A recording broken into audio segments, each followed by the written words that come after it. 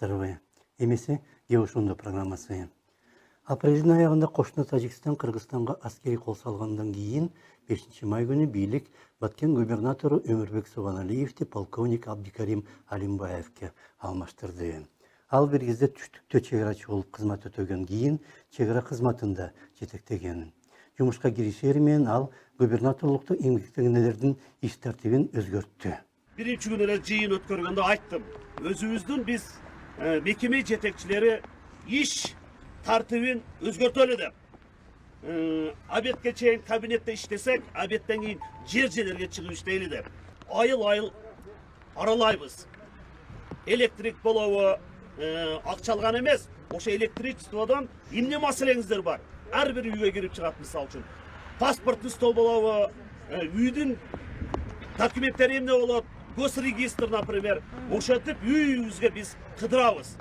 28 апрелде чегарада чуу чыгып, эртеси аскери кол салуу болор алдында дагы Субаналиев бар жайында болот, абал көзөмөл алдында деп келген.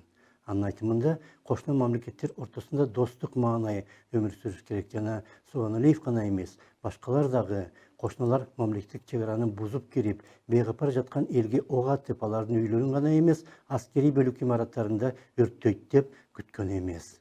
Кошуна тургандан кийин кошунаны мындай абалда ушундай деңгээлде болот деген, может быть, биздин биликтер ишенбей турган чыгар.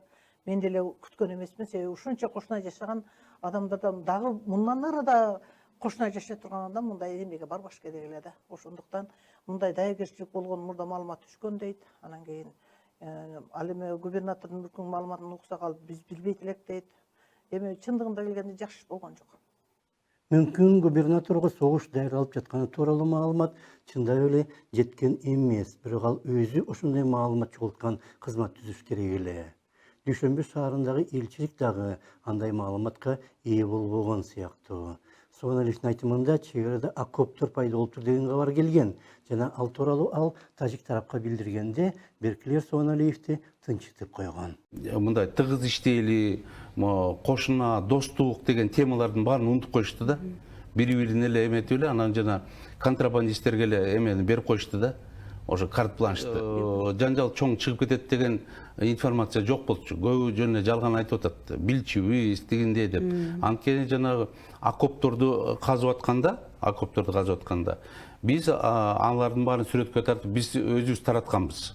99-жылы Баткен облусу түзүлгөндө биринчи губернатор болгон Мамат Айбалаев ал кезде кошуна мамлекеттер ортосундагы мамиле чыныгы кошуналардыкындай болчу дейт. Облус губернатору бири-бирин колдоп турчу, бирок акыркы жылдары мамиле бир кыйла бузулуп кеткен. Кошуналар ортосундагы жакшы мамиле түзүү оңой иш эмес, анын үчүн бир топ аракет жумшаш керек жана өзүң дагы ага татыктуу болуш керексиң.